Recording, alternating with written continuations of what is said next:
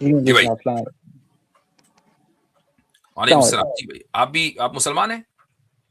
और मैं कंफ्यूज हूँ, मुझे पता नहीं मैं क्या हूँ। हो, पहले क्या थे? मुस्लिम। पहले मुस्लिम थे। कंफ्यूजन कब से शुरू हुआ? 6-7 महीनों से। क्यों हुआ? बहुत सारी चीजें थी, मतलब पता ऐसा लगता था कि मुसलमान बाय चॉइस हैं हम, मतलब बाय चांस है, बाय बाय चॉइस नहीं है वगैरह वगैरह। तो हम्म। मतलब फिर वही एक्सपैंड हो के फिर समझ में ही नहीं आता है अब। ओके। तो ये वाला सवाल तो हर चीज पर हो सकता है कि आप जिस फैमिली में पैदा हुए बाई चांस हो कि बाई चॉइस हुए। हाँ बट कोई सब्सटैंशिएटिव आंसर इसमें मिलता नहीं। खैर मैं उससे सवाल नहीं पूछ रहा हूँ आपसे मुफ्ती साहब, नहीं नहीं, मैं वो तो। सवाल अहम है ना कि अगर आप मान लीजिए महज इस वजह से कि मैं बाई चॉइस नहीं हूं, कि आप अपनी फैमिली पर सवाल उठा के छोड़ने के लिए तैयार है कि यार मैं नहीं, तुम्हें मैं नहीं तो थीज़म पे खाऊंगा, मैं मैं थीज़म पे नहीं। ही सवाल।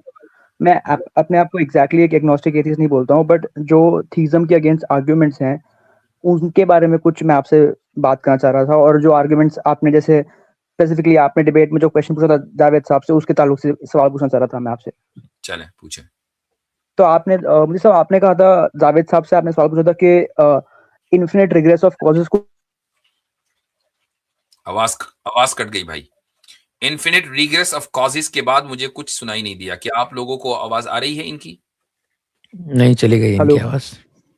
हाँ, अब आई है। हेलो, मेरी आवाज आ रही है? जी जी, जी इसके आवाज आ रही अपडेट है से। जी।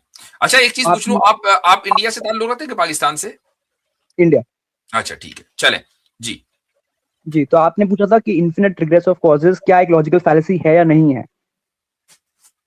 हम्म। और अक्सर आपके आर्गुमेंट्स में और मुफ्ती साहब ने भी जो आर्गुमेंट्स डिबेट में प्रेजेंट किए थे, उसका कंक्लूजन यही निकल रहा था कि इन्फिनिट रिग्रेस एक लॉजिकल फैलेसी है।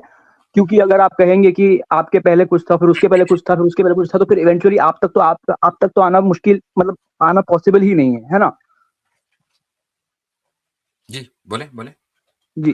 तो लेकिन इसका काउंटर आर्गुमेंट ये है मुफ्ती साहब कि जो आप कह रहे हैं कि हम तक आना पॉसिबल नहीं है बिकॉज इनफाइनाइट स्टेप्स हो जाएंगे, इनफाइनाइट टाइम लग जाएगा, तो उसका काउंटर आर्गुमेंट सिंपली ये है कि टाइम तो रिलेटिव है, टाइम तो ऑब्जेक्टिवली एब्सोल्यूट है ही नहीं। जैसे फॉर एग्जांपल सूरज की जो सनलाइट जो है उसको अर्थ में आने के लिए हमारे हिसाब से 8 मिनट लगता है।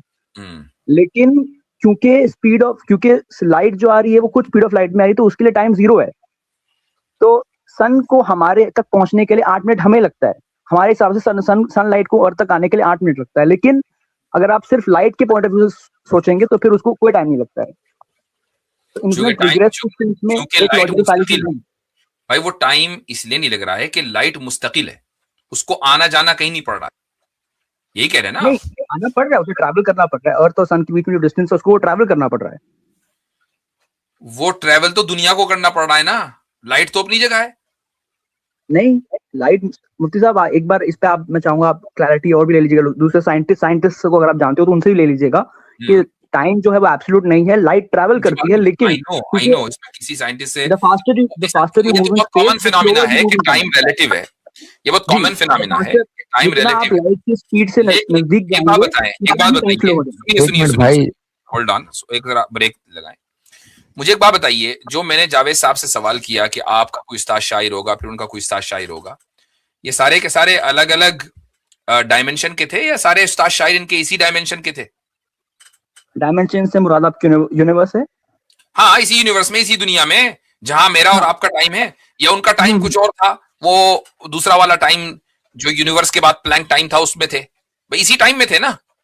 हाँ, लेकिन मैं जो रिलेटिव टाइम की बात कर रहा हूँ वो भी इसी टाइम की बात कर रहा हूँ। अच्छा, तो अब जब उनका और हमारा टाइम एक ही है और इसी टाइम में हम चलते चले जाएं इन्फिनिटली, तो अब मुझे बताएं कि जावेद साहब शायर हो सकते थे क्या?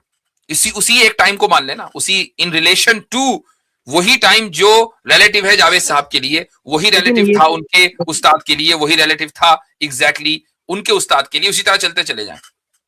अब ये जो आप कह रहे हैं कि हमारा टाइम उनका टाइम, वैसा कुछ है नहीं। मतलब टाइम ऑन इट सेल्फ कोई ऑब्जेक्टिव एब्सोल्यूट चीज है ही नहीं। तो हाँ, हमें ये कह ही नहीं मैं सकते हैं। मानता हूं। हम टाइम की बात नहीं कर रहे, हम कॉज की बात कर रहे हैं, हम इंसान की बात कर रहे हैं। अगर आप जावेद कह रहे साहब हैं का कि उस्ताद इनफाइनाइट शायर नंबर ऑफ कोई स्टेप। सुनिए, जावेद साहब का उस्ताद शायर जावेद साहब की जिंदगी में था, उनका दादा शायर उनकी जिंदगी में होगा, उनका परदादा शायर उनकी जिंदगी में नहीं होगा। इस तरीके से हम पीछे चलते चले जा रहे हैं, या पीछे भी ना जाएं, सब कुछ एक ही वक्त में। एक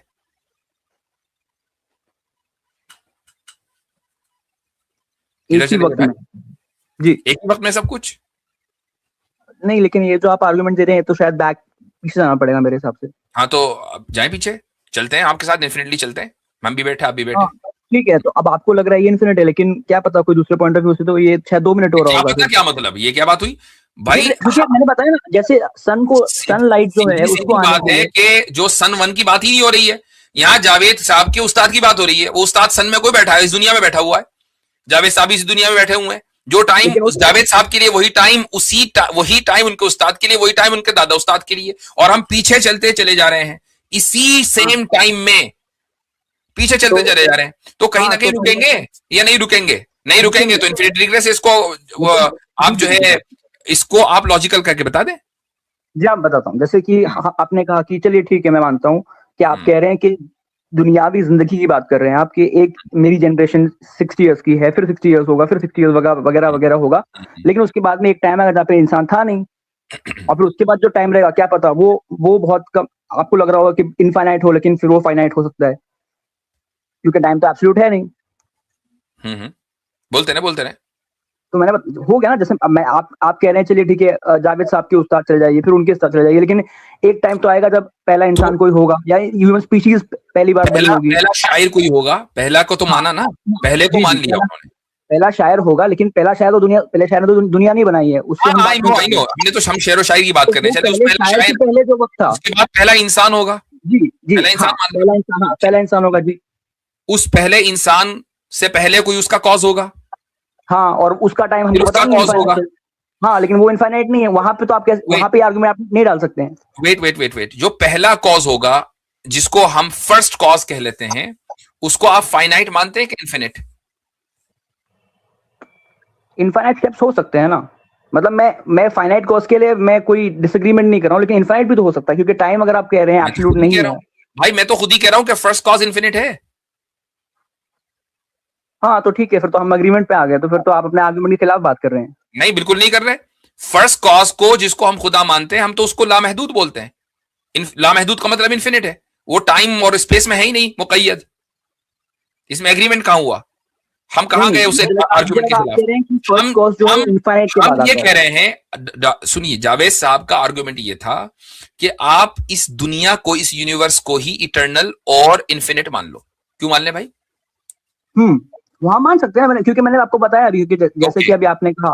ओके, तो आप ये कह रहे हैं कि इस दुनिया ही को, इस यूनिवर्स को ही इन्फिनिट मानकर आप इसी को अपना कॉज मान लें।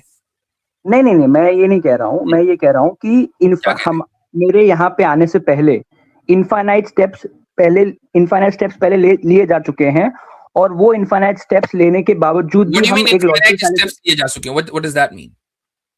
मतलब जैसे कि आप कहते हैं इन्फिनिट रिग्रेस से हो जाता है ना, मान लीजिए अगर हम कहते हैं कि कोई हर एक कॉज का कोई कॉज ना हो, और फिर उसका कोई कॉज हो, फिर उसका कोई कॉज हो, तो हम यहाँ पे पहुंच नहीं पाएंगे। इन्फिनिट नहीं हो सकता है, हाँ, लेकिन जो फर्स्ट कॉज है वो इन्फिनिट है। इन्फिनिट का मतलब ये है कि वो टाइम और स्पेस बाउंड नहीं है। नहीं, मैं कह रहा हूँ कि फर्स्ट कॉज पे मैं आ ही नहीं रहा हूँ, मैं कह रहा हूँ कि टाइम, हाँ बोले, हाँ, फर्स्ट कॉज पर मैं आ ही नहीं रहा हूँ, मैं कह रहा हूँ इनफाइनाइट स्टेप्स हैं, और सभी का जो टाइम है वो, अभी आप फर्स्ट कॉज पर आ गए थे, अब आपने पलटी मार ली। नहीं, मैंने कहा कि फर्स्ट कॉज भी हो सकता है, लेकिन इनफाइनाइट रिग्रेस के आप जो कह रहे हैं कि वो एक फैलेसी है, उसके अगेंस्ट जो मैं आर्गुमेंट आपको प्रेजेंट कर रहा हूँ, मैं उसके ताल्लुक से कह रहा हूँ कि मेरे से पहले इनफाइनाइट स्टेप्स रह चुके हैं, और वो इनफाइनाइट स्टेप्स जस्टिफाइड है, क्योंकि टाइम एब्सोल्यूट नहीं है, इसीलिए। आप बोल रहे हैं, आप वही आप अपनी बात को बदल रहे हैं। आप ये कह रहे हैं, मैंने इनफाइनाइट रिग्रेस, देखिए सिंपल सी बात है, आपके पहले एक इंसान था, उससे पहले एक इंसान था, और इस तरीके से आप चलते चले जाएं। कहीं आप फर्स्ट कॉज पे रुकेंगे या कहीं रुकना नहीं है? मुझे इसका जवाब दें। नहीं पता, आप इंसानों की बात करें तो पहला इंसान जरूर होगा, लेकिन मैं इंसान की बात नहीं कर रहा हूं, मैं कॉजेस की बात कर रहा हूं। इन्फिनिट रिग्रेस ऑफ कॉजेस की बात की हमने, इन्फिनिट रिग्रेस ऑफ ह्यूमन की बात नहीं की है। जी, हाँ, नहीं पता उसको मैं नहीं बता सकता, एब्सोल्युटली नहीं बता सकता। फर्स्ट कॉज कहीं था या नहीं था? नहीं पता। अच्छा, क्यों नहीं पता?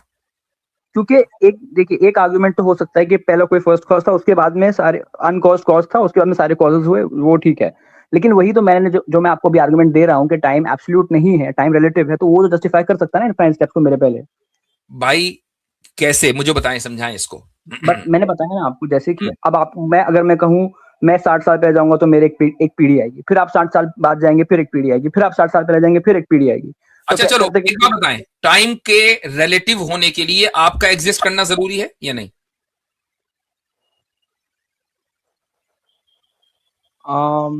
मेरे एग्जिस्टेंस मतलब मेरा परसेप्शन ऑफ टाइम पूछ रहे हैं आप कि सिर्फ टाइम का? टाइम रिलेटिव है मेरे, हाँ तो मेरे तो रिलेटिव होने के लिए, किसी के भी रिलेटिव होने के लिए उसका एग्जिस्टेंस जरूरी है कि नहीं? जी जी। अगर कोई भी चीज एग्जिस्ट ना करती हो तो टाइम एग्जिस्ट कर सकता है?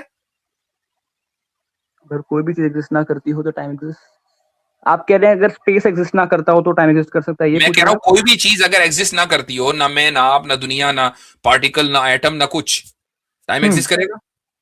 नहीं करेगा ना। तो अब टाइम को तो छोड़ दें, टाइम की लग गई वाट। अब हम बात करेंगे एग्जिस्टेंस की, जो चीज हकीकी एग्जिस्टेंस रखती हैं, चाहे वो पार्टिकल्स हो, चाहे वो एटम्स हो, चाहे वो बॉडीज हो, चाहे वो ह्यूमन हो, चाहे वो नॉन ह्यूमन हो। इन सब में हम कॉजेज देखेंगे, टाइम को छोड़ दीजिए, इन सब में हम कॉजेज देखेंगे कि यहां पर इन्फिनिट रिग्रेस हो सकता है या नहीं हो सकता, यहां नहीं हो सकता। कॉजेज में आप कह रहे हैं इन्फिनिट रिग्रेस नहीं हो सकता? नहीं हो सकता, इसलिए कि कॉजेज से टाइम एग्जिस्ट करता है, टाइम की वजह से कॉजेज एग्जिस्ट नहीं करते हैं। नहीं, ये मैंने कभी नहीं कहा कि कॉजेज। अभी तो आपने कहा कि अगर कोई भी चीज ना हो तो टाइम एग्जिस्ट नहीं करेगा, क्योंकि टाइम रिलेटिव है। टाइम के रिलेटिव होने का मतलब ये है कि मेरा टाइम अलग, आपका टाइम अलग, ना मैं ना आप, तो टाइम ही नहीं है। नहीं, ऐसा नहीं है, मैंने कहा। अभी आपने बोला भाई, अभी आपने कहा कि अगर कोई भी चीज ना हो तो टाइम एग्जिस्ट नहीं करेगा। You just said it.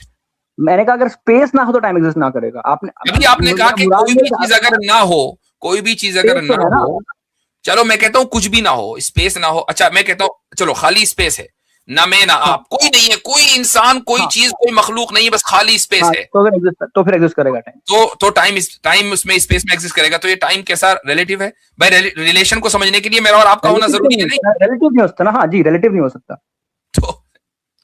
तो भाई एक बात रख लो कि टाइम रिलेटिव है कि टाइम एब्सोल्यूट है।